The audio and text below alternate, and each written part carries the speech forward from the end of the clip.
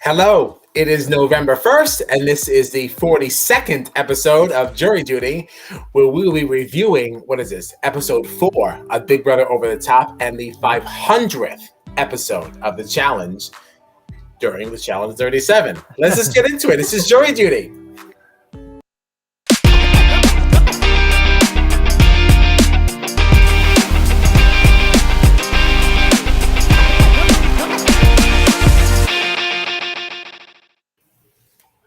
All right, so first, Big Brother Over the Top, right?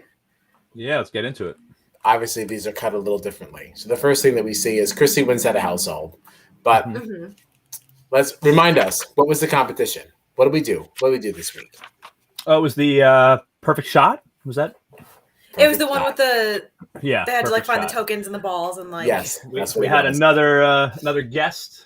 Yes, Paul came back and hosted. I was very excited. Yeah, I was excited, but also super nervous because, I watched this with Tommy, and Tommy has not seen those seasons, so he doesn't know who Paul is, nothing like that. Got it. Yeah. So the second Paul showed up, I'm like, la, la, la, la, la, la, la, la, because they're going to say who he is, and do this big, long introduction. I didn't want him to know. So I missed a lot of the Paul fanfare. It was also really funny for me. Paul, I would say, out of everybody that I've ever watched on Big Brother, is the person that I still keep tabs on the most often. I follow. Oh, do you really? Watch along with him on everything. Okay. So I haven't seen his Big Brother persona in a really long time. So I was like, oh my god, this is what you used to act like. It was so weird. It was funny watching this because I remembered as I was rewatching this that now I've seen both of Paul's full seasons now that he was actually on. But it was just funny because in that moment when that doorbell rang and he came in, I was like, this is where I was introduced to Paul. This was my first experience of Paul. Oh. And it's so funny to think about now because I've seen him on 2 full seasons and I really like Paul, even though he has this persona of being a real jerk. I love Paul. And I never would have thought that I would feel the way I do about Paul now, knowing that this was how I was introduced to him. Right. But just very funny. No, that's cool. So Chrissy wins Head of Household in this perfect shot competition where they had to, shake these little balls that would fall from the sky and find these tokens to make the perfect shot by tossing this ball down the little ramp, blah, blah, blah, blah, blah, blah. I was happy to see Chrissy win this one. She's not always my favorite person in the house, but I was happy for the late night jamboree to get a win. Always interesting to see the power shift. And I don't know. In this episode, I was really down for Chrissy. Yeah. I don't know. I really liked her. This was as I was watching it, I was like, why does Kyle hate her so much? I'm really on board with her right now. I liked her this episode. I just feel like they just gave her a better edit. I just feel like some of the things they put in from her DRs were just so annoying. I don't know, the way they edited her down, they only gave her the most annoying bits of any time she spoke. I don't know, because I liked her this week. I even made a note. Oh no. Over the top notes are on the phone. Challenge is on the notebook. I should do everything together. But I wrote on here, Chrissy doing great so far as HOH. And I made this note right after the nominees. It doesn't age well.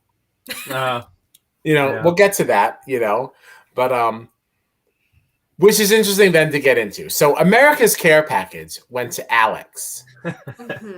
Okay, and this care package was her safety servant, and it meant that she was not eligible for nomination, for elimination, but then she had to basically do the bidding of the HOH, but only under Big Brother's discretion, kind of like a weird gag. We've discussed a lot about America's influence on this game and these care packages and things like that. So what do we think of America's thought process behind giving Alex the safety servant during Chrissy's HOH. You know, when they first sent it to her, I was like, okay, well, up until this point, I feel like all of the people who have gotten it, the power isn't to serve them. The power is to kind of serve other people. Like, you know, we've talked about it, that like the powers that the person who receives the care package gets ends up benefiting other people in the house. So I was like, all right, whatever. That's why I wanted to get about. into this. This is going to benefit somebody else. And then they were like, nope, you're going to be safe this week. And I was like, I don't understand what's happening here, because I don't know how I am so on the opposite side of what America's thinking, but like, I was pissed. Do you think that it's possible that maybe America thought that it would just be worth it to kind of keep Alex in the house for one more week, like so that we can have these little moments with her and Chrissy? I mean, perhaps, but when we get later into the episode, some of the choices that America made benefit a side of the house that I am not on. So yeah, that's fair. My very first reaction when I see what this care package is and who gets it was, this isn't a reward for Alex, it's a punishment for Chrissy. Like that was my first initial reaction to it, because I'm like, the person that she's targeting is now safe, and like, yeah, maybe Alex has to now be your servant for the week, but like that means you have to spend way more time with her than you ever would have planned to. And that's what I thought. And that's being an annoying voice. Well, that's what I thought at first too. I was like, fine, they're just doing this to screw Chrissy. Like, whatever, I get that. But then once America's nominee happens, I was like, all right, wait a second. Like, I'm missing something here. Unless it's possible, there's a little bit more in line with something I had said earlier on when we started covering this. Was like, America just likes chaos. Yeah. I'm not really sure that they give a damn what is going on one side or the other. They just want to just do things, just fuck people up. Like, that's fair. That's fair. Is there any credence to that? No. Discussion point. Yeah. Well, you know, I think we have to take into account too how much of this was watched. Like, obviously, it was all watched online, right? It was a web series, really. But like, but how much of this was like probably like the feeders actually getting content that we normally wouldn't get on the feeds, right? So like we're seeing these episodes that were edited together now, but there's a very good chance that like people were dropping in on the feeds, you know, way more often. And to be fair, as much as we've kind of like, I think we pretty much showed which side of the house we tend to like more than the other. But to be fair, that side of the house with Jason and Chrissy and them, they sometimes do not refer to the other side of the house in the nicest terms either. They talk about them bad in a lot of different scenarios also. So who knows if this week, you know, we there was something that we didn't see in this edit that the feeders all saw, that, you know, Jason and Chrissy and Justin and them were doing. I know. You know? I think about that. I think about that all the time. And like, I definitely think about it as we discuss Shelby. And whatever her unraveling will be, all right? Because I still have not seen what the problem is. This is this week's Shelby check-in. I don't see what the problem is. Like, she could be annoying if you're aligning yourself with the late night jamboree, but like I can't say she's done anything like particularly offensive. Right. I can see why she's not a favorite. Yeah, I'm just saying she makes me chuckle on the DRs. That's all. It's just funny rewatching these things, because even now, as we're approaching like the halfway point of this season, you know, I'm thinking to myself like, all right, I'm still waiting for that Shelby moment. And I gotta tell you, I am so scared every time we get a Shelby DR. I'm like, right. What's funny to me is that the side of the house that has Jason and all these people on it, they talk so bad about her. They're so mean to Shelby. They're so bad to her. Jason, and they are the diverse side. They've got all the people of color are on the other side. All the gays are on the other side. It's like, this episode am I missing something? Yeah. This episode in particular, Jason was so bad to her. He was the way he was talking about her was so rough. I know. And it's like, could it just be that it's just a big miscommunication between two different sides of the house? Right. Or is there like some like really valid like stuff behind this? It really, really makes me shook. And it makes me wonder if some of my memory of it is just based off of what the people that I was rooting for in the house were saying, as opposed to what I actually saw from people like Shelby. Do you know what I'm saying? So listen, I'm leaving the door open for anything. Time will tell. But Right, but that's the thing, though. I was always rooting. I always rooted for the late night jamboree. Right. Like, that was the side of the house that I liked the most. I mean, Justin, he's so hot. I mean, like, how could you not? Like, I mean, he's such a doofus, but he's so hot. Jason is so likable. Chrissy, she's on the, I don't know. You like her one moment, you can't stand her the next. I don't know. She's like that cousin that you just can't stand, but she's just part of the group. I don't know. Like, it's Chrissy. I don't know. Like, that side, so much more likable than the other side, but Shelby just made me laugh. Yeah. Do you like did you like the pizza song, Gina? I knew that's where you were going as soon as you started laughing. I literally, in my notebook, wrote down this Justin pizza song. Am I Justin? Like, ooh. There are more moments like that too. I can't wait. Yeah, and like, I think that moment is really like so fun because like it's not just a song; it's also like the backing vocals they added to it. And also just the fact that like he's not doing this for anybody; he's just in the kitchen alone, like doing this for himself. I was would like, do this. You know what? I would do this. I do this all the time. I do it all the time. Sadly, the little jingles I come up with aren't as good, but like. But also, I don't get the extra production. Like, who knows? Maybe mine are bops. Yeah. He shot up on my list so quickly in that moment. Yeah. I was like, you know what? I'm on board with you. I've been waiting for that moment because it's one of my favorite moments of the whole season. And I hope that whoever was working for CBS and did that whole little like backing music I to hope it. They got a raise. Yeah, I hope that they are doing very well in the music industry because that is such a catchy song. Yeah, it's really, really fun. So, Chrissy's nominations were Morgan and Scott. No shocker. But I do want to just have a little conversation about what we saw with Morgan and Whitney with that conversation having with Chrissy in the HOH room. Mm-hmm. And I thought that was very, very interesting because it separated Morgan from Alex. Mm-hmm. And she kind of asserted herself as somebody who's looking to make like game moves, as did Whitney. Like, I thought that was really, really cool that like this was the first time now we're seeing. So the ball smashers just established themselves last week.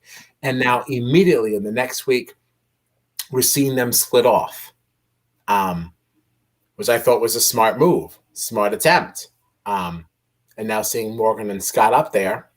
How do we feel about that? Did we like that conversation? Good gameplay? What are we thinking? Yay, nay? I mean, I was surprised because I feel like they were setting it up that the other nominee was going to be Shelby. So when I saw her name Morgan, I was really thrown off. And I like in hindsight, I can understand the thought process, but it seemed like everybody in her alliance was very on the same page of like, okay, Scott and Shelby, that's our nominees. And just out of nowhere, she like takes a left turn and she's like, not Morgan. And it was like, wait a second. And I understand that it's like, if Shelby is seen as a big target by both the Jamboree and the other side of the house kind of doesn't really want her out, then yeah, keeping someone like Shelby is in your best interest because she's going to be a bigger target. But going against your alliance, I don't know if that was necessarily the move. Yeah. Which also, we didn't touch on this yet, but there was kind of a debacle between Chrissy and the rest of her alliance where she was going at Neely and Jason for like taking control of her HOH. And there was that whole back and forth where I was like, where is this coming from? Right. Yeah, I skipped that because I forgot about it. But it's also stupid. I thought it was way unnecessary. And this is one of those moments. It came out of nowhere. This is one of those moments that I don't like Chrissy, because I don't feel like that was the nature of the conversation at all. No.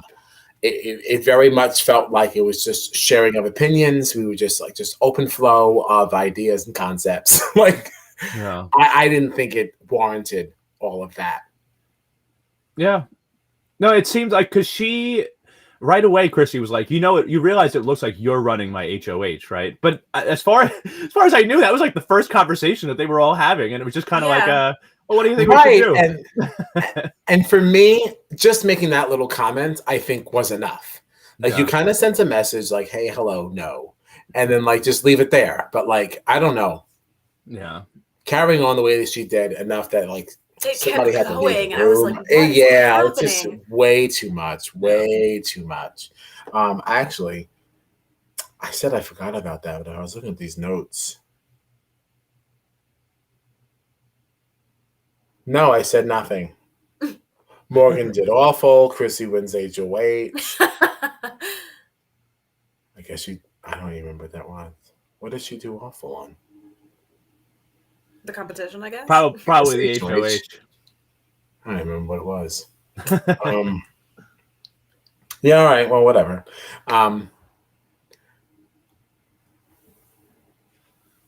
Totally forgot what we were talking about. I got totally derailed. I derailed myself. Nominations. Right. So wait, hold on. So then Neely goes up as the third, which was the next shocker. I don't know where that came from. Me either. Yeah, I saw nothing in the edit that really warranted that. Like that was very, very shocking to me. And again, like it's so strange because the way that like we're not casual viewers, we watch the feeds, but in watching like past seasons, we kind of become the casuals. So it's like I'm wondering how much we're missing out on.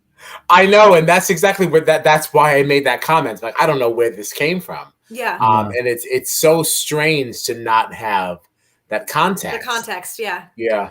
And my thought process at one point was I wonder if this was the case, a case of where America voted this week, but the person that they really wanted to nominate is already up there. You know, like they already went up as one of the initial noms of Morgan and Scott or something. So they went to like the next highest vote getter or something like that. But when you kind of see how all the votes end up playing out, I feel like that's clearly not what happened, in my opinion. Like, right. But you kind of glossed over Scott. Really not surprising. Like to see him up there, right? Like whatever. Yeah. Who cares? Like I don't see one likable thing about Scott. No. There was absolutely nothing redeeming to say about him. And he's really totally getting played by the girls, and I don't even care. I really wanted to root for him in the beginning because of like all the comments that people were making about him in the first episode. Right. I was like, no, I want to be on his side, and he's just gotten more and more awful. And yes. I'm like, I want you to be out of here. I don't want this anymore. Oh my goodness. And it's so funny that you say that too, because I've always left this season like being like just generally disgusted by him. And then when you this is my third time watching this season. And now watching it again, I'm sitting here like, oh my goodness, I'm going to be nice to Scott this time. I don't want to be like Morgan. Maybe I'm being like Morgan. I want to be nice. And then like, you just suck. It has nothing to do with the fact that you're a dork or anything like that. Like, you're just not even a nice person. Like, everything you're doing has like this malicious intent behind it. He's just gross. Yeah. Like he was really gross in this episode too. Like just trying to like the way that he was which we'll get to it, I'm sure. The way that he was campaigning to America of like, if you keep me here, I promise I'll make Danielle's life hell. Yeah. And like the way that he was like going at her, I was like, dude, too much. Well, I mean, let's just get into it now. I mean, there was no reason for him to behave that way, and why specifically Danielle? And that's what's so. I think he assumed because she was the nominee last week. But well, I think also because of he has this whole idea. He has this whole. Well, he has this whole idea that him and Shane were like at battle, and Danielle was Shane's Shane's number one. And, so now that he's taken him out, Danielle's coming for him. But, like, when you actively advocate for, like, I'm just going to make your life a living hell until either you leave or I leave, like, but you're not even thinking about the game anymore. Like, you're not playing the game. He used it as a reason for America to not vote him out. So right. I think it was because Danielle was their previous nominee that he was like, oh, you must not like her, so I'm just going to shit on her all week. Right. Okay. All right. That's a much better slant on what's going on here than I was starting to assume. I started to assume something not so nice. And I was like, I really don't want to think that about this. Because it didn't feel good. Yeah. Oh, sure. Yeah. I mean, it still doesn't feel good. But I guess if you think that if on some level, if you believe that you are pandering to America, fine. I still don't love it. It's like, I'll allow it, I guess. Yeah, I don't like it, but in the interest of the game, fine. So what was the veto competition? What did we play this week? I also don't like that either, though, because what about all the other weeks where someone on your side of the house was put up by America? Why aren't you pandering to America then? You know, like I don't think any of that is an excuse. I think Scott's just terrible. I mean, because there's somebody on your side. I mean, like, come on. I'm not saying it's a good reason. It's just a reason. Honestly, the worst part about all of this is that because he didn't get voted out, like, now he's going to feel justified. Like, yeah. Now we have another week of this mess. That's all right. That's all right. I'm about to say we'll vote against him next week, but like we're not voting. It's 5 years ago. I'm acting like I'm the active America right now. Yep. We'll get him. That's silly. Who remembers what we played for veto? I didn't make a note of. What was the game for veto? What did we play? The rock wall with the numbers. Oh my goodness. This was a painful watch. It was rough. This was hard. This was hard. This was one of them where like it's very easy for me to sit and watch and be like, idiot, why are you so bad at this? But I would be terrible at this game. I'd be terrible at it. You know, it's one thing. I think with all of these that are like this, I think the biggest kicker is that they don't even tell you what answer you have wrong. So like I just feel like I would just turn to mush and just fall to the ground. But like this, because you don't even know what's wrong, and the way that you have to go back and forth on this rock wall is just, I mean, that is cruel. Mm-hmm. It's like cruel. It's so mean. And you know, I know we've sort of touched on this before, but like it almost makes you wonder, like, was this steered towards other people to win? Mm-hmm. Because I don't think it comes to any shock that Morgan takes a W on this one. And like she was the most athletic of that group. Yeah. I don't know. So it's a little strange, but okay. I guess it just depends on if these competitions are set like way in advance or if they just kind of say, like, I don't know what the format of it looks like. You don't know. Yeah. You have no way of knowing. But this is just one of those question marks, in my opinion. Just wanted to throw it out there. Just one of those question marks. It's a fair statement. Yeah. I will say, like, I felt bad about it. Watching it was like, why did you do that? But like Chrissy just being like, cut to fish. I'm done. I'm just gonna stand here for a half hour. Like, whatever. Yeah. It is very funny. that was funny. I did enjoy that. Just cut to fish. I'm gonna be cursing a lot here. Sorry, I'm just gonna have to stand here and watch me stand here for a half hour. I enjoyed that. That was fun. You know what I love about this this season too, with having the third nominee, like you automatically have half the people in the competition competing for their lives, so you have less of that whole like, oh, well, if you win, will you take me down or this or that? I'll just throw the competition because it doesn't matter. Like you did have Justin actually saying like, I don't want to win this, but everybody else, like for Chrissy, she wants to win it obviously so that she keeps the power in her HOH week. Neely, Morgan, and Scott are all on the block. So obviously they want to win it to keep themselves safe. And then Shelby, she knows if I don't win it, I'm going up. So you have 5 people that are trying desperately to win this, and not like saying like, oh, I'm going to win it so I can keep the noms the same or to do this or that. You actually have people like fighting for their lives, every week because of this. You have 3 people, half of them are all on the block every week that are competing. I love that. Mm-hmm. And this is why I say Over the Top should be happening more.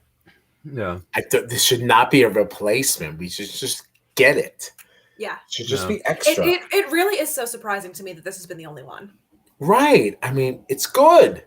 We just need better people playing it. But the gameplay itself is really, really good. So my next note was obviously Morgan wins veto. We already touched on that. I just said Scott is such a little dick, bullying Danielle. Why her anyway? Well, I guess that was answered. That's what I assume. I might be wrong. I think that's why, though. Let's just go with that because that feels better. Okay. Way less to unpack with that one. So now the next note I made, I said if I were Chrissy, I'd put up Shelby. Yeah. I agree, Yeah. 100%. That's another one. I was like, what are you doing? I don't know what the point of this was.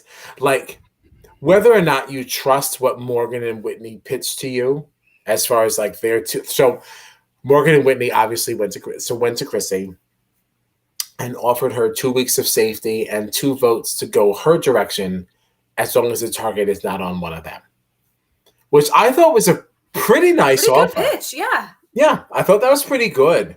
I found it surprising that Chrissy still put Morgan up. Again, the only thing that I'm clinging to is that if Shelby went up, there are enough people that don't like Shelby that maybe on the other side of the house, if she had the votes, would be split between Scott and Shelby. Whereas if Whitney goes up, no one really wants her out, so she won't have any votes against her to take away from who she wants to go home. Okay, all right. Like, I if think that qualifies as a hot take. Like, That's a hot take. Yeah, it's just the only thing that I can think that makes might sense. be the reason. It makes sense. It definitely makes sense. I could be, it's really just opinion. So I could be obviously totally wrong, but I actually had this feeling that like I think they would have been better off putting Shelby up as the replacement nom, because I know that like obviously, people break their word all the time, but I actually think that it would have been a bigger problem for Whitney going back on her word than it would for like somebody like Morgan. And part of the reason is for one of like the stupidest things that we saw on this show was when Whitney got upset that like Danielle stuck her tongue out at somebody. Like, oh, that's such bad sportsmanship. And I just like, I have this feeling that it would be a very, very difficult thing for Whitney to go back on her word. Lie. Yeah. And I think that would have been that last vote that you maybe would have needed. Like, I don't know. I think he would have had a much easier time convincing Whitney to keep her word and cast her vote the way that she said that she would to Chrissy in the HOH room, than like hoping that Shelby does the right thing or that Morgan keeps her word. Like I don't know. But strictly opinion and just kind of going based on a feeling. That's all. Mm-hmm. Yeah. All right. Well, sadly, America had it another way. And again, America was the deciding vote. It was tied before they revealed it. 3 out of 4 weeks, America nominated and voted out the evicted person. 3 out of 4 weeks. Yeah. And that's what's so interesting about this particular cast and in this particular game, because the house was so clearly divided so early on that America has always been that deciding vote, and you always had this third person. I'd almost be interested to see how this season would have played out if America didn't get to put a nominee up, but they just got to vote. Like that would have changed so much. Yeah. Yeah. Just a very, very it's a very interesting season. Yeah. That's it. Just very interesting. So we lost Neely. Late Night Jamboree takes a hit. And I was going to say that I felt like I really, really loved how Chrissy was running this HOH until one of her own went home on hers. And then, like, I'm sorry, you kind of have to classify that one as a fail. Which sucks because it's through no fault of her own either. Yeah. It's not, absolutely. I mean, I think you could argue. Well, you're saying Neely going home is not her own fault. Is that what you said? It's not Chrissy's fault that someone on her alliance. Okay. Went home I don't know. I think you might be able to argue that. I think that Really? the very first hint that she was doing too much and overplaying and overthinking was when she had that little spat with Neely and Jason in the HOH room. And, everybody, she's got her side of the house saying, put up Scott and Shelby. And then she starts doing all these things with talking to Morgan and Whitney, and she doesn't want to put up Shelby, and then this and that. And I feel like if maybe she had just gone along with her side of the house and said, putting up Shelby and Scott maybe there wouldn't have been as much, a drama and all that. Like maybe you would have actually gotten some support from Morgan and Whitney too for like not putting either of them up. Who knows? I don't know. Maybe, but I still feel like the other side of the house, like I think that was all well and good when there was no other option but someone from their side of the house, and it was, well, which person are we willing to lose? Once Neely went up, it was like, all right, well, we don't have to lose anybody from our side of the house, so whatever we said doesn't really matter. Like, we have to put out the other person. I don't know, but everything. I mean, well, now I guess obviously, who knows what would have gone on? But like, if you don't put Morgan up, she's not automatically in the veto comp either now. So really, who knows? Like, you put the most athletic person into like the most athletic competition. Not that Chrissy knew that, so that obviously is not her fault. But I feel like if you had come out of that meeting with Morgan and Whitney and said, "Okay, I'm going to try to honor this. I'll put up Shelby. I'll put up Scott. Let's see what happens." I think that she started to do way too much when all of a sudden she was like, "Let me put up Morgan instead," and I don't know. No, that's a fair argument. Kyle, your thoughts? I just don't know that it would have made any difference if it went another way. So let's just say, so if Shelby went up, do you think the votes would have really gone differently? I think America still would have voted out Neely. Right. I think America. I think the people still would have Neely. voted the way they did because the alliance numbers are still the numbers. Like at this stage, I still think it would have gone the same. Like, I'm still interested to see what Whitney would have done. If she's given her word on something, I want to see what direction her vote goes in. If nobody, if Chrissy doesn't veer from the plan of putting up Shelby and Scott, she doesn't put up Morgan instead. If Morgan again, though, I think that she gave her word before America nominated anybody. So it was still two people from my side are on the block. Of course. Want Scott to go, I'll vote with you. Of course. But I think trying to get Whitney to keep her word is easier than trying to keep Morgan, to get her to keep her word. That's what I think. But well, I guess we'll see what happens. Because Whitney's still in the house. Yeah, so we'll get to see how well Whitney keeps her word going forward. Yeah. All right. Well, we have no previews for next week. Does anybody watch these exit interviews? I do sometimes. I keep them on in the background, and I kind of like tune in and out. This came up because Tommy was like, does anybody ever talk about the exit interviews? And I always stop. And I was like, I got to tell you, I'd never seen them. The most I've ever seen in any of these was like cornbreads, just because I always got a good chuckle out of the fact that he thought America loved him and he was very surprised America did not. And then that he called Alex his phone girl. Yeah, like I always thought that was very funny. But like that was it. I've never watched anyone else's. I have no idea what anyone looked like. The one thing that I like wrote down about it is Julie really loves her a sibling reveal. Like every single time she's like, what would you do if I told you there are siblings in the house? And everyone's like, okay. It's like right on par with like in All Stars when she was like, there is an alliance, and like went through like the whole majority alliance, and everyone was like, great. Like she just really loves being like, guess what? I have news, and everyone's like, okay, like whatever. I didn't even know that she did that, so that would be worth going back every to see. time. She's been asking every house guest, did you know there's siblings? And I was a little surprised that Neely had no idea, because clue. Yeah, Jason was the one who was like, those two girls, they look exactly the same. Like, and Neely's on that side of the house with him. Yeah.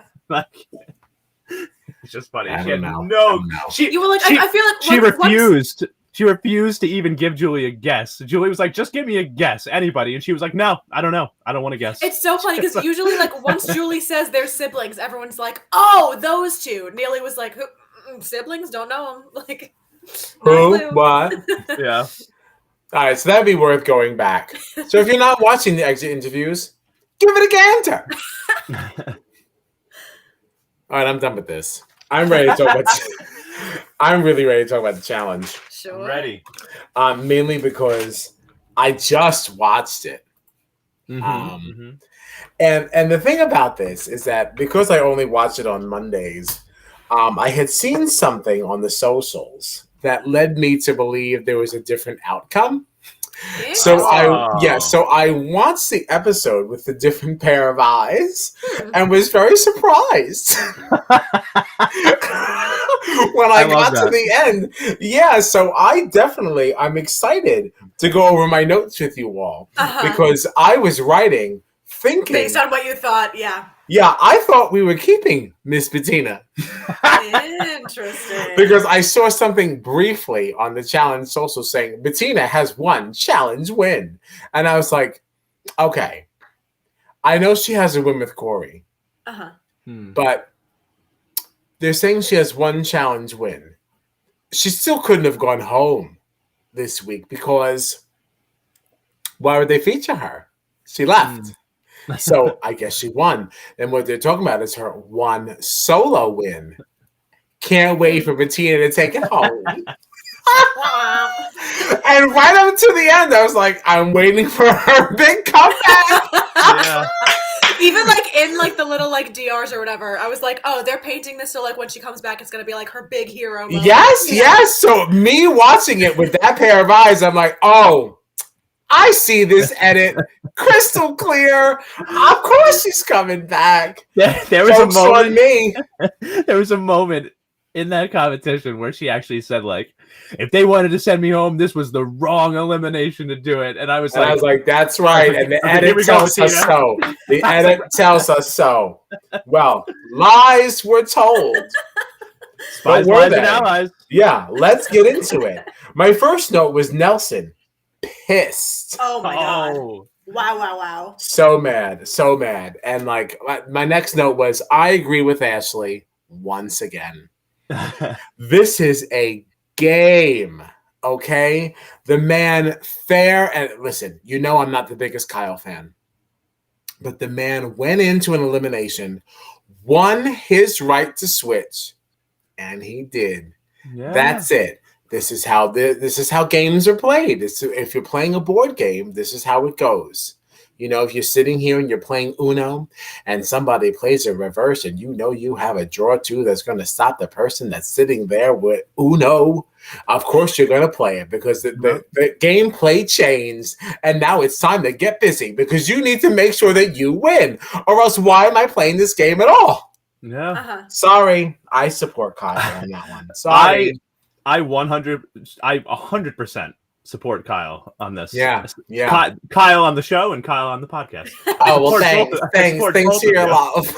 I the way that Nelson went at Kyle after this made it look like Kyle had just voted him into elimination and sent him home. It's like, yes, dude, you would have thought Nelson's game was canceled. Yeah, like not that he sent him onto a team where his best friend is playing. Right. And it's also like it's confusing to me because again, this is my first season watching the show, so I don't know a lot of the backstory. Right. But everything that I have heard the people in the game say about Kyle's backstory is this is how he operates. This is the kind of game that he plays. Mm-hmm. So why anybody feels blindsided when he does exactly what he's always done is very confusing to me.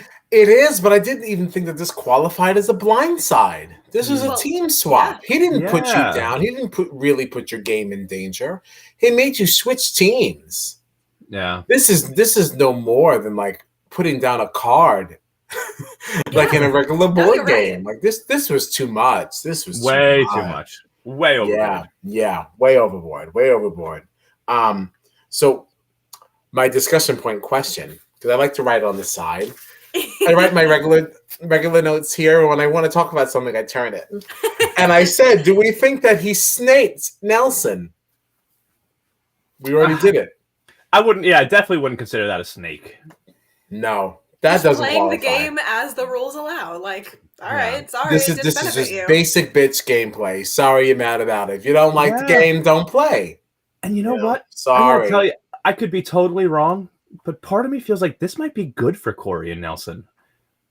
You know, like they've been on this game a long time, and they've gotten deep in the game a couple of times. But like, they both seem very fired up. They're both good competitors. I almost think they're better working together on the same team than apart. I kind of agree with that. They know each Yeah. other. They trust each other. I mean, like, that's what I'm saying. Like, I don't understand what all that was about. Like, Yeah. And like, granted, the rest of Ruby may not be the most attractive looking team, but you are on a team with your best friend and your most trusted ally in the game. yeah.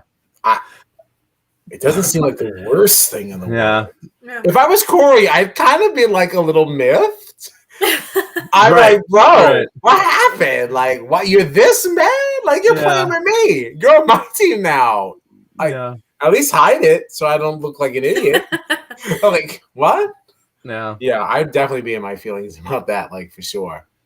For sure. Like, imagine Mario Party and somebody carries on like that because they got on your team. I'm like, yo, fuck you. Like, I'll handle this by myself. I don't need you. Like, that's crazy. No.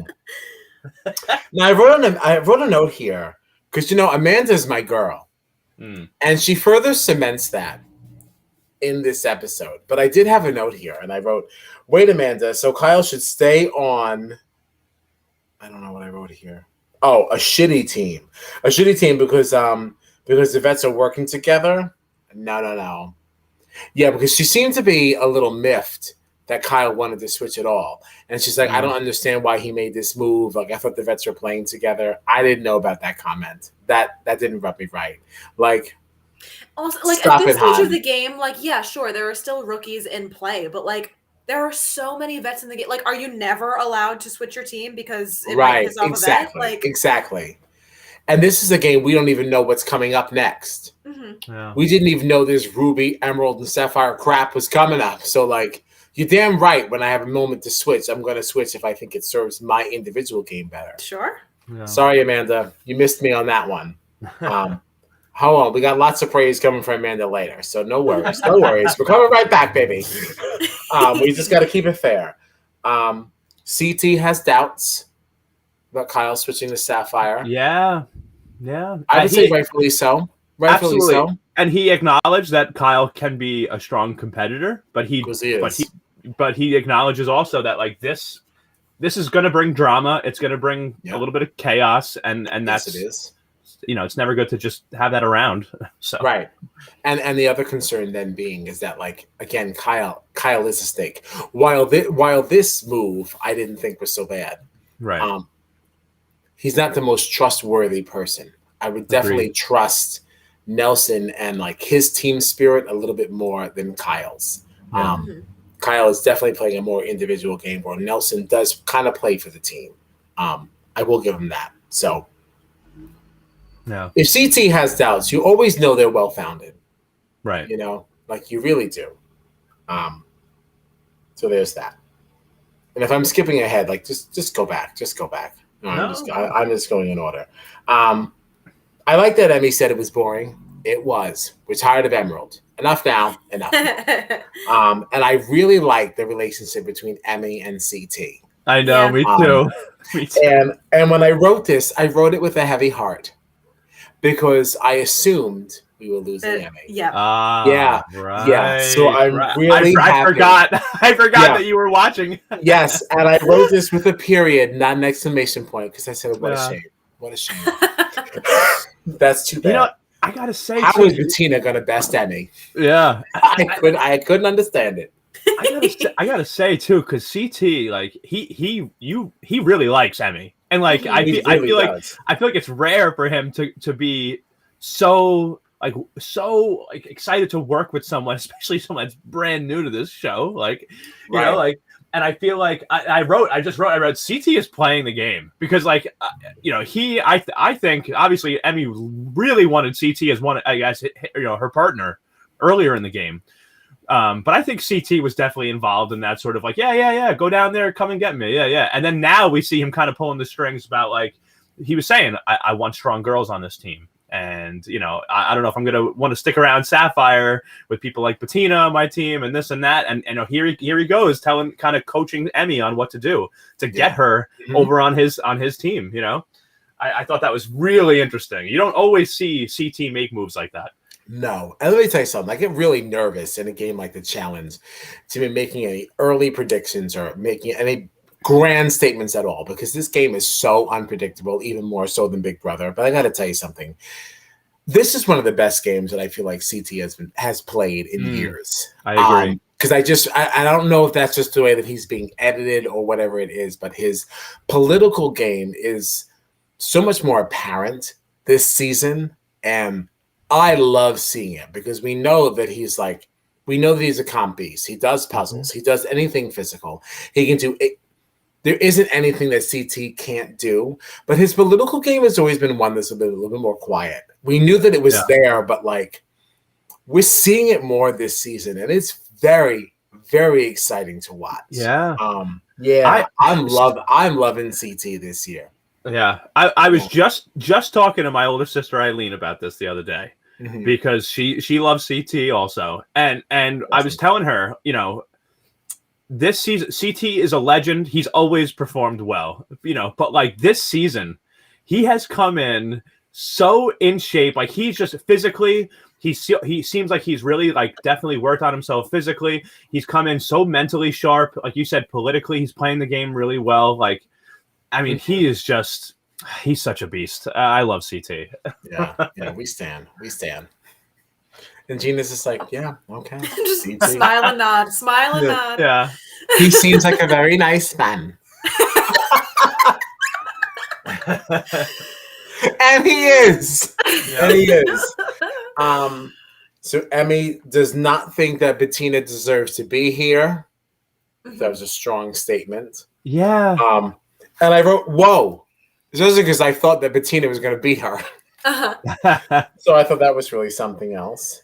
It's a very strong statement, especially when you consider that like Bettina had, like you said, she's won something with Corey. Like she won an elimination. And that elimination was a pretty big one. Like she beat the female champion of the previous season. Yeah.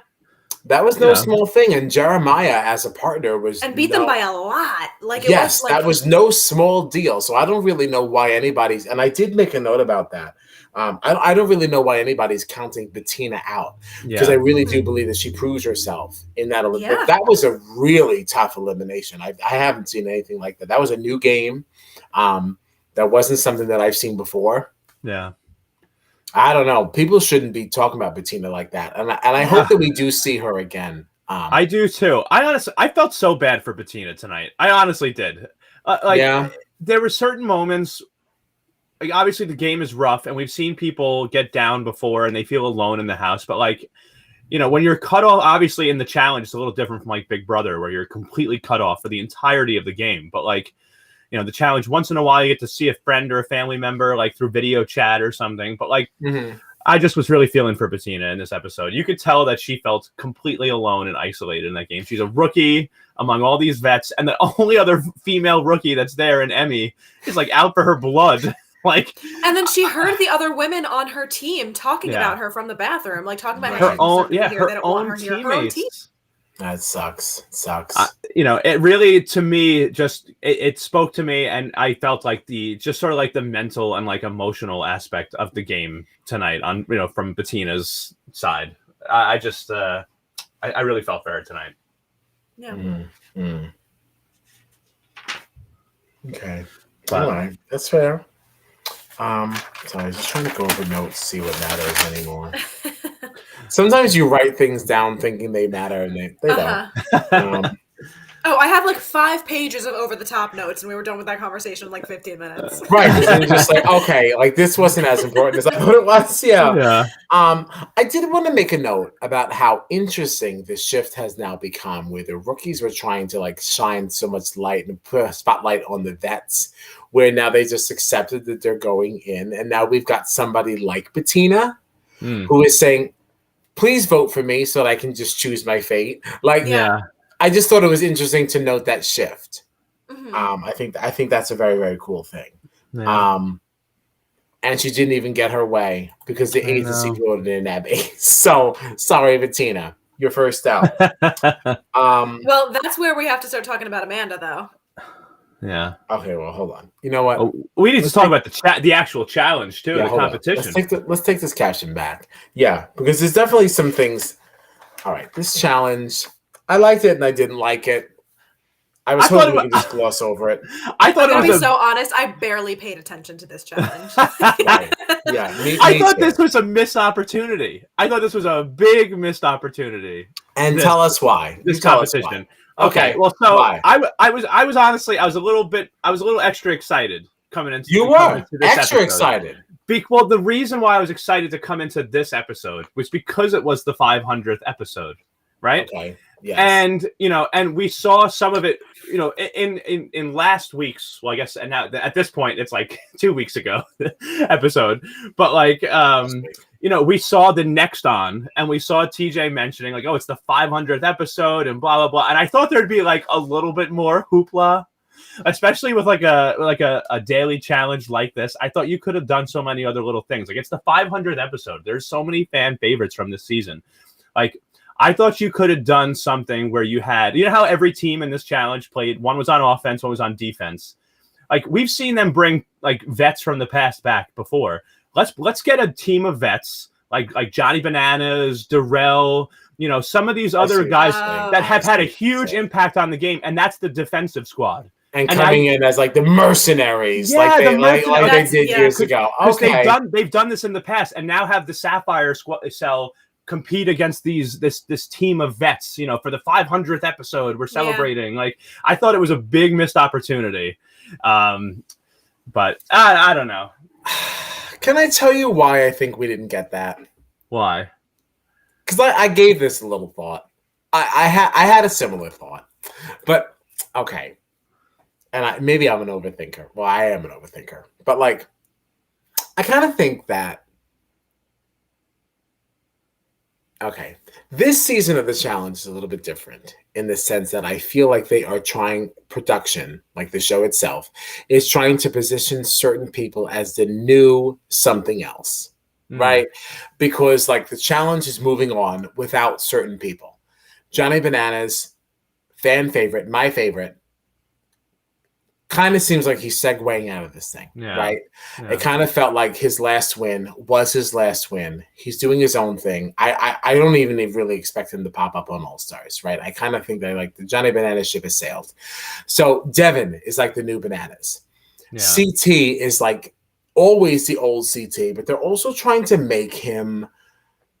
He's feeling like the old vet that's also super smart, and they're trying to meld him in with what they make Darrell to be.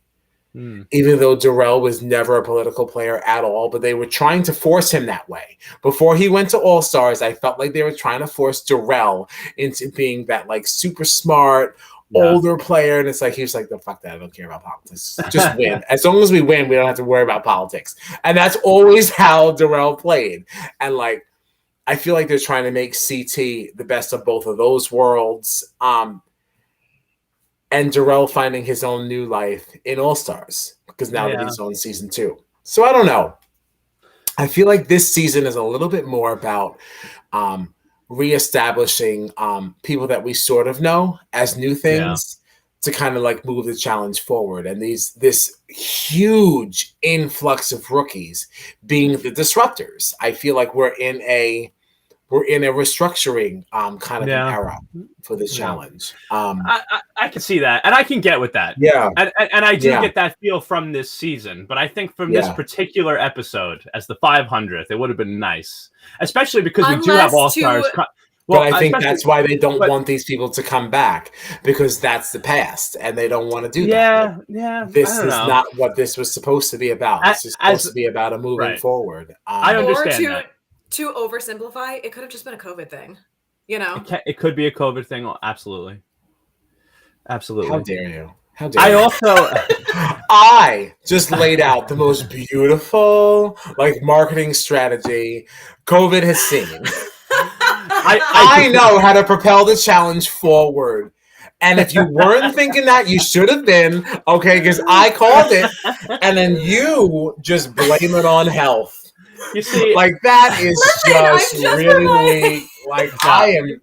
I am so disgusted. I am providing a counter argument. Okay. I know. I'm so disappointed. It's so boring. That's so very bland. I unfortunately tend to think that that's the reason, though, because I don't. I unfortunately agree too, and that's why it annoys me. But I want to believe it's what I said, and that's the clip that should be pulled because people need to watch. I'm so that. sorry. As you should be, coming out of here, no knowledge of what's going on, dispelling my whole big planning of like what's happening. All over COVID-19. I feel like, especially with All Stars coming up, it probably would be awesome to get some of the people that are going to be on that show to come on here. You know, get some of these older people. You know who I want to see again too is Wes. Bring Wes back out. I want to see Wes back so bad. And he's a fan favorite, but on the villain side. And, you know, I love villains. He is a master of manipulation and politics. Let me tell you something. As much as I love Johnny Bananas, I love Wes just as much. Okay? Yeah. Wes is a fucking king. Okay? And he knows it. And he walks around and he goes, I know. I am the best. And it's like, the thing about it is like, you're not wrong. Like, you may not have won as many times as Bananas because people start to figure you out. And I guess there's an argument to be made for that maybe you're not the best, but there's also an argument to be made of somebody who continuously makes it as far into the game as he does with so little blood on his hands and so little skin in the game. Yeah. This man, you barely see him in the edits. But again, like puppeteer. Everybody's like, oh, yeah. I know I have a decision to make. I don't know who to vote in. I had to talk to Wes first. Any man who can make people do that cannot be overlooked. Yeah. Like, yeah. He's the type of guy that vets and rookies alike know exactly who and what he is. And they could all be targeting from the beginning. But 8 weeks in, he's still there somehow. He's still there. And they're like, should I take this deal from him? And it's like, wait, how did he get so much power? I thought you wanted him out. Should you took a deal? Like, it's just... it's not crazy to assume that he's not only still there all that time later, but he hasn't even seen elimination. Like, even though everybody. Not only has he not seen elimination, there's been no chance of him seeing one. No one's even said his name. If somebody did, it was like, oh, you said Wes? I hope nobody heard you. I hope nobody heard you. Like, it's like crazy. But nobody's talking about that because Emmy selected Bettina. I took us so far off topic there. I could literally see Gina just being like, I don't know who any of these people are, so immediately checked out. That's actually what tuned me into it. I was like, okay, Gina is paying no attention. Why is that? Because we've mentioned nobody she knows. So let's bring it back. Wait. We have to circle back to Amanda in the lair. No, we're not done. In the lair. Oh, in the lair. In the deliberation. In the deliberation. We should chamber. In the chamber.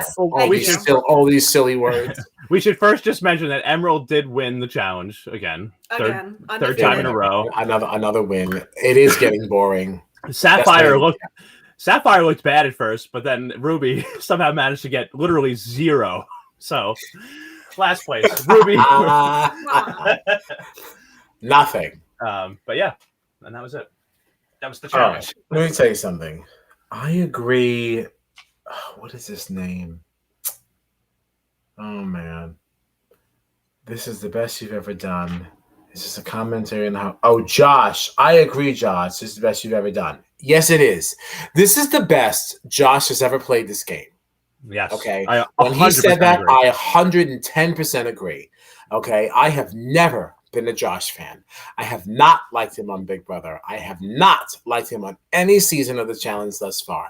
This year, I do like him. So welcome, Gina. This was your season. Welcome.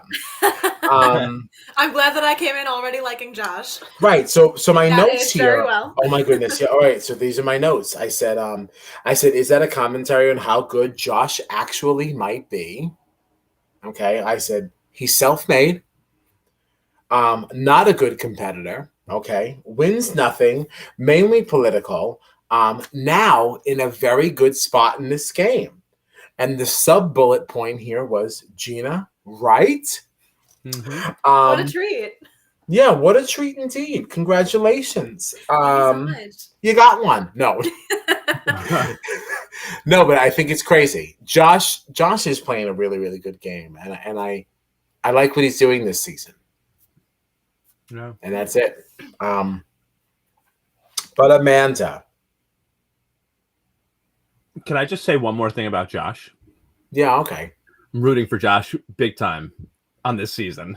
And How are you? now after Fessy left and made that comment about how Josh has won Big Brother, Fessy's never won anything, I really want Josh to win both Big Brother and the challenge, and Fessy have nothing. That's all I wanted to say. Now I'm done.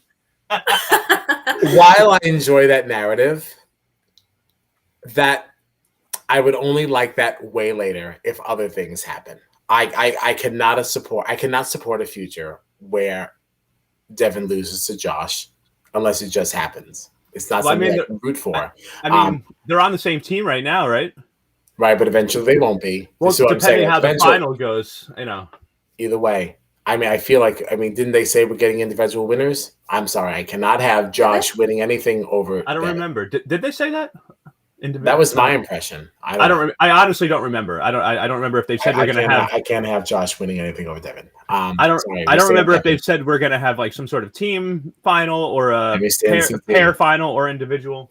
I mean, CT is my forever. Here's a list of men that I would rather win before Josh while I'm enjoying him this season. Like, let's not get crazy. I mean, I still would rather see. I'd rather see Corey or Nelson win over Josh because they've been around for so long. Josh is still on the bottom of my list, so I don't want. I think you're going a shade too far. No. I'm only saying that the only reason I want Josh to win is so that he's won both of those games over Fessy. I still will root for CT over anybody else in this game, hands down. Yeah, all right. I just think it's a little early to making a statement of any kind like that, but all right, that's just my opinion. But let's get into Amanda, because I don't think Amanda did anything wrong here. She didn't do anything wrong, and they were trying to paint her as if she's like the rabble rouser and she's this, that, and the other thing. She's not. She took something that was told to her that was a complete truth that she did not spin in any which way, and she used it to her advantage. I'm sorry that she played the game. Sorry. Right, it's not like she's, it's not like the pizza situation where people were making shit up and causing like this big fight. Like this is what people said. So she goes, this is what was said. So good luck. Good luck. This is exactly what somebody in like Big Brother would do if they thought they might be going on the block and they had some information that might save them. She was going. But listen, the whole thing was totally innocent. Like I don't think anybody was like wrong in this situation. No. It's like Amanda said this to make sure she didn't go in and to kind of light a fire. It was a fire that was already stoked anyway. Like you kind of threw some things onto this flame, and then I think it makes sense for Emmy to be annoyed that this was said. Especially that's the game. Emmy was already considering taking Bettina into elimination. This just kind of solidified, that is what I should do. Like this is just the confirmation. Yeah. Right. I thought this was a very like innocent, like, let me just plant a little seed here that might keep me safe in the future. There was no intention of like, let me get in there and fuck some shit up. Yeah. Right. No, I don't think so. I thought this was just good gameplay, and it just made me say, like, you know what? I am so happy that Amanda is back in this game. I know I said it before, and I'll say it again. We had a couple of seasons without her. I'm glad she's back. Welcome back, Amanda. Yeah. Whatever. Bettina, just playing. Sorry, Amanda, not wrong. Sorry, it benefited her. We said that. Emmy is too much. Sorry, CT. You misjudged this one. That is what I said. Now, I said that because I thought Bettina was going to beat her. I still think that CT might be making a mistake with Emmy. She's a bit of a loose cannon. Yeah. Yes. And like, we've made some comments before about how CT likes to play a little bit more of a conservative game. And that's something that we've liked about CT. And that's something that we believe he didn't like about working with Berna. Yeah. So it does, while I like the relationship that I'm seeing between CT and Emmy, because we've really never seen him gravitate this hard towards a rookie, I'm not really sure this is the rookie that he should be gravitating towards. Yeah. It is a little surprising. And like, while I Mhm. look at CT making these moves and I'm like, wow, CT is playing this game, there is exactly what you're saying, like a danger to it, because there's a lot of ways where Emmy reminds me of, because Emmy's a great competitor. What, we've seen her go down to 3 eliminations now and come back every time, right? Yes, And yes. Emmy is a beast. Yeah, she won a daily challenge, right, with CT, right? They were the Yes, agency one yeah. week, so she's made moves, she's competed well. But Emmy really, to me, reminds me a lot of Camilla. You know, a great competitor who wins, but can sometimes get herself in trouble and cause a lot of drama and chaos in the house. And that's I see that sort of comparison between like Emmy and somebody like Camilla. So while I see why CT wants someone like Emmy on his team because she can win things, like it could end up, you know, being something that hurts him in the end because she is sort of a loose cannon. I agree with you up until like the Camilla comparisons. Like Emmy is definitely a loose cannon, but Camilla, there was something about the way that she would go off that I just feel like it was a little different. Like, right? No, Camilla was scary. Camilla was another level. It was another level. Yeah, I mean, like she was like throwing chairs, and like I mean, Camilla was crazy. Right. But I do wonder too. How many years was Camilla on the show? She was on for a while, right? She was with us for a bit, right? But I do think she came to us a lot hotter than Emmy did. Yeah, that is something I'd be interested to see. I'd be interested to go back and look at like Camilla's season. And I also wouldn't say that Emmy couldn't get there. I'm not going to say that she couldn't, but like from what we're seeing right now, I do think she's a little bit more docile. Right. I'm not saying that Emmy is necessarily on that like Camilla trajectory, that exact thing, but some of it reminds me because she wins things. She's a great competitor. People like her in the house. She's just a great time to be around. She's an awesome person, but like sometimes she just loses it. And somebody even said, I don't know if it was Devin or somebody else, she was like, here comes Emmy having a breakdown. Because it was like everybody's at club night, Bettina and her have a conversation, and Emmy all of a sudden she's screaming, here we go. Well, no, there's no defense. I wanted to defend it. But no, I can't.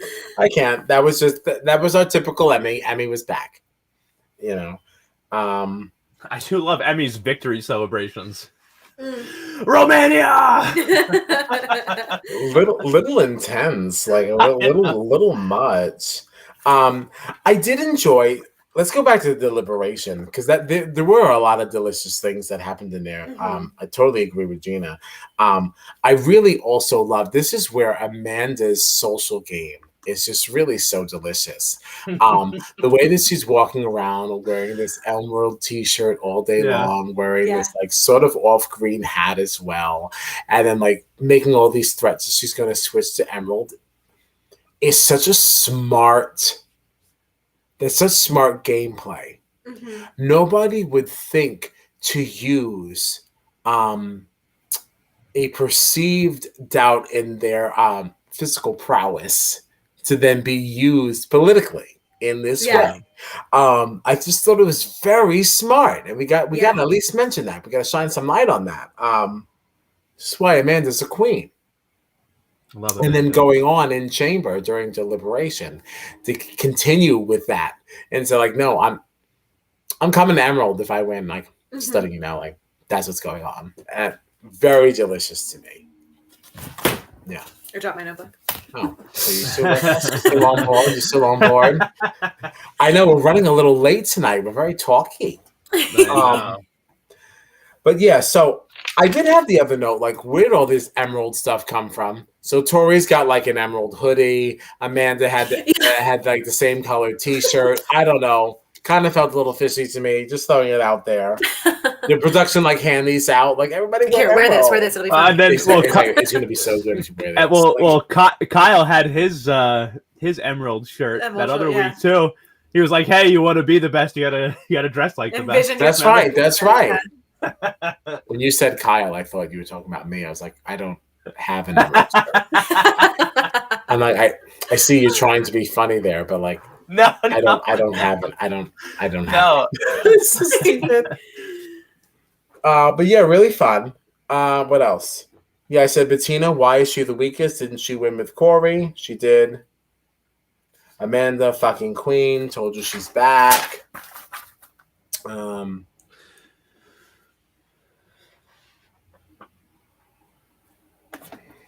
was the context of this? I don't know. That's just so hard when you're writing notes in the moment because you're rushing to write them. Yeah, Yeah. You don't, yeah. And like I showed Bettina made the side comments about how they, being like Amanda and Ashley, are like puzzle queens. You just don't call them out on a puzzle. Somebody had made some kind of a comment, maybe you'll remember this, about how everybody's just counting like Emmy out or something like that. And like Bettina's saying like, oh, she'll go against Emmy in a puzzle. People just think I'm not good at puzzles. And it's like Bettina made some comment like, well, almost like to say like that wasn't shady. It was more just like, I'm not going to call out people who I know are good at puzzles. I'm just going to call out the person who I don't know to be good at puzzles. Like it wasn't shady. It was just, I'm just playing a game. Like it was just, I just wanted to shine light on that. I just felt like it was a very innocent moment that was just like, okay, that was like the most honest answer you could get from somebody. And Emmy was trying to like take offense from it and run with it. And it was like, no, honey, I really don't think she thought that much of it because she doesn't know any of these people. Like, that's the thing about these rookies. Like, we're watching this with like the pair of eyes, which is why Gina's opinion is very interesting because almost like she's watching like as a rookie, and we're coming in. With everyone's a rookie to me, right? And we're kind of coming in with this like this vet point of view of like how things should go and like what should be happening. And it's like Bettina, these are brand new people to her. She doesn't know any of these people. Right. She's like, I'm going into an elimination. What's my best choice? I don't know you any more than I know her. So like, I don't know. Like, I don't know. I think Bettina kind of got dealt a rough hand here. Yeah, she did. Because nobody was giving her like a good time. And I feel like I even remember, I don't know who it was, but I feel like I remember people saying in the episode, like, well, Bettina hasn't won anything. And it's like, she has though. Like, give her her credit. She has. I'm telling you. And wasn't it partly her strategy that kind of got Corey to start switching to how she was going through it as a dancer, teaching him like, these are the steps that we do to get across the thing. And that's what won them the challenge. Right. Bettina really, she got put through the ringer in this episode. Like, this is a rookie. The rookie's been getting picked off. I don't know why they have no respect for her. Like that. Like it's so weird to me. The rookies have been getting picked off, and this was a rookie in this game volunteering to go down, literally volunteering to go to elimination. They couldn't even give her that. And if memory serves, when she won the last challenge, everyone was like, damn, we've really been like counting Bettina out, but like this really proves that like she does deserve to be here. And then all of a sudden it was like, Bettina shouldn't be here. It's like, what happened to 2 weeks ago? Right. I hope we see her again. It's just because like we automatically discount these people that don't come from shows that have any physical competitions. Like I have to be honest with you, when I saw Paradise Hotel, what the fuck is that? Yeah. I was like, get out of here, Bettina. She's out of here. And like I was rooting for her. Yeah. I'd like to see her back. I like the girl. She understood how the game was supposed to be played and she was playing it. I liked her. I see a lot of these rookies coming back from this season. And I hope Bettina's one of them. But I see a lot of these rookies coming back. Yeah. I really do. This is one of the best groups of rookies that we've gotten, I think, in a long time. I like the people. Because I feel like each week we're talking about a rookie that just left, and we're talking about how great these rookies are. And then I think back to people like Esther. And like, oh my gosh. And it's like, that's who I wanted to just bring up right now. I was like, Esther feels like a whole different season. Right. Like her coming down for the elimination in that gorgeous, like pink and blue robe. And I was like, look at this queen. Look at her come down. She's so ready to eliminate someone. And it's like, that feels like a lifetime ago. Yeah. Fessy in the game feels like a long time ago. And we still have some ways to go. Yeah. Damn, I really hope some of these people come back. I even want to see Coriel come back. Me too. I agree. Yeah, I didn't love him so much on the show. I did not like that fight that he had with Huey. I was always Team Huey. I still don't really like how Corey behaved in that moment, but I really like how Corey has been postseason. I enjoyed him on the Challenge podcast. I've been enjoying him on social media. Just seems like a really, really nice guy, and I'd love to see him back. These rookies were really fun, and I still say like justice for Gabo.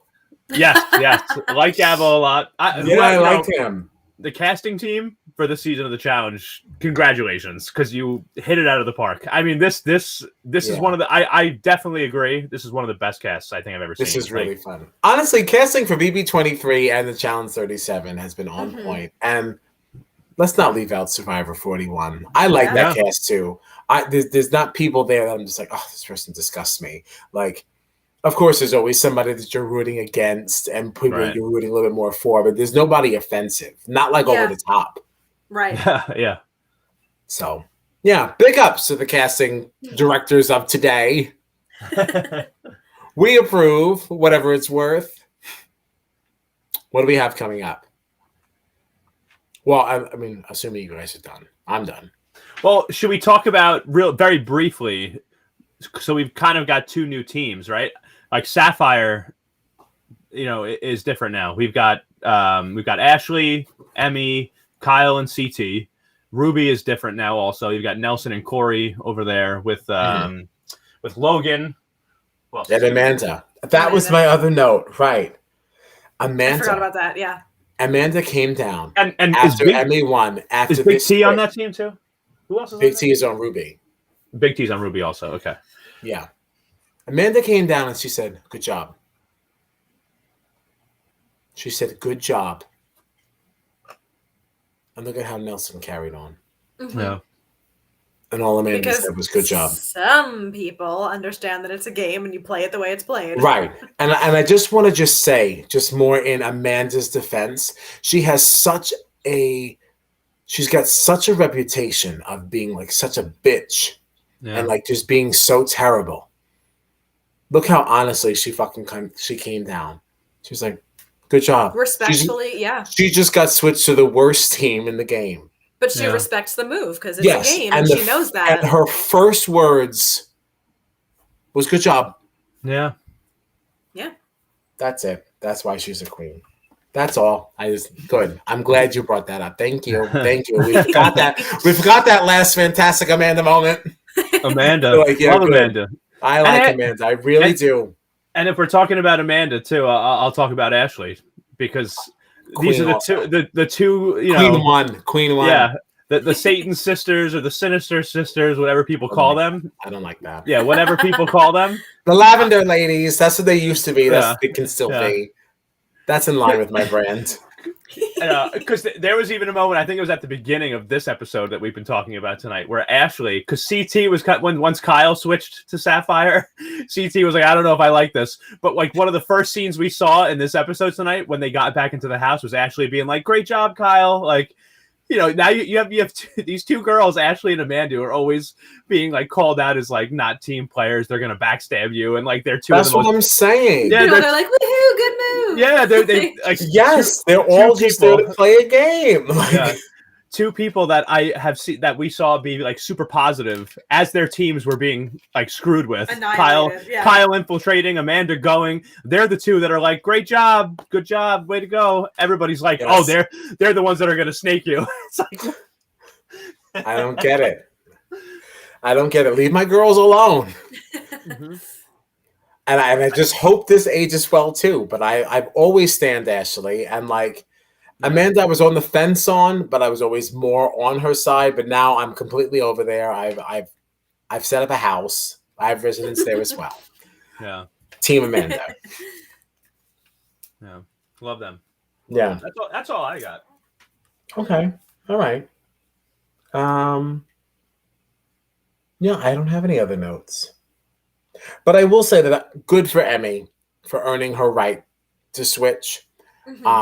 Third elimination win in one season is nothing to sneeze at. That's really awesome. And I was not really a huge fan of Emmy at the beginning of this season, but I am now. I like what she's doing. I think she's playing a strong political game, and I think she's a really fierce competitor. I'm excited to see what Emmy does the rest of this season. I'm a changed man. Yeah, I agree. And just to piggyback on that, is tonight. I forget who it was, but somebody in the deliberation today actually said like, "Oh, when Emmy was volunteering herself, like, oh, Emmy, you going for Rookie of the Year?" And then somebody else said, "She's already got it. She's already Rookie of the Year." And I was like, "Yeah, you know what? She is. She's probably going to win this game. She's probably going to win this game one day." It's very possible. She keeps playing like this. Yeah. But if there's nothing else, That's all I got. Yeah. All right. So this week there's a schedule shift. We're talking about Survivor on Thursday. Oh, we never discussed what time. You want to just do 9? A nice round time.